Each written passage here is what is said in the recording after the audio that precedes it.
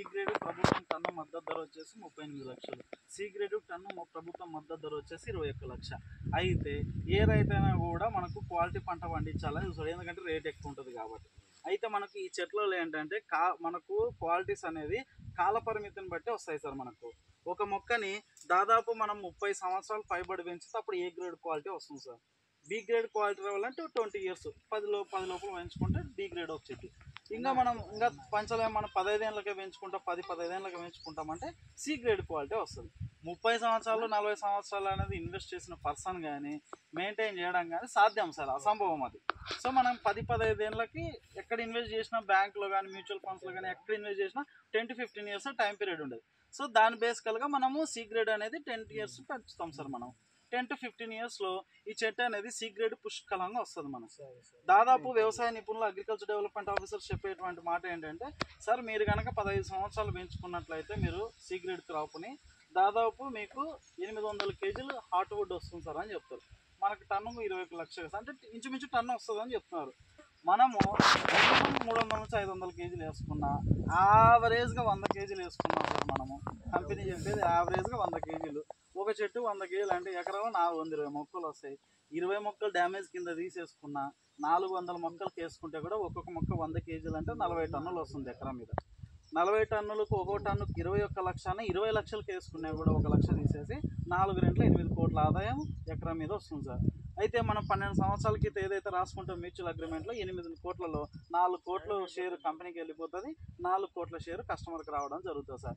తన భూమి తన దగ్గరే ఉంటుంది, ఫ్రీ మెయింటెనెన్స్ ఉంటుంది, సెక్యూరిటీ ఉంటుంది, డెవలప్మెంట్ ఉంటుంది, తర్వాత వచ్చేటువంటి ఆదాయము 4 కోట్ల ఆదాయం ఉంటుంది సార్ యావరేజ్గా వేసుకున్నాము.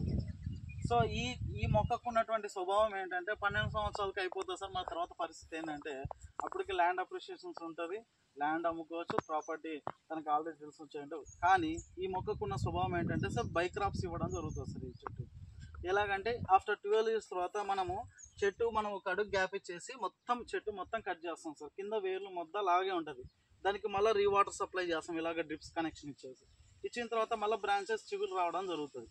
వచ్చిన తర్వాత సెకండ్ క్రాప్కి మళ్ళీ వేపుగా పెంచడం, ఒక 10 years వేపుగా పెంచడం జరుగుతుంది. సెకండ్ క్రాప్కి వచ్చేసి కంపెనీకి 30% షేర్ ఉంటుంది, కస్టమర్కి ల్యాండ్ ఓనర్కి 70% షేర్ ఉంటుంది sir. So third crop also same అనమాట. 3 పంటల వరకు ఫ్రీ మెయింటెనెన్సే ఉంటుంది.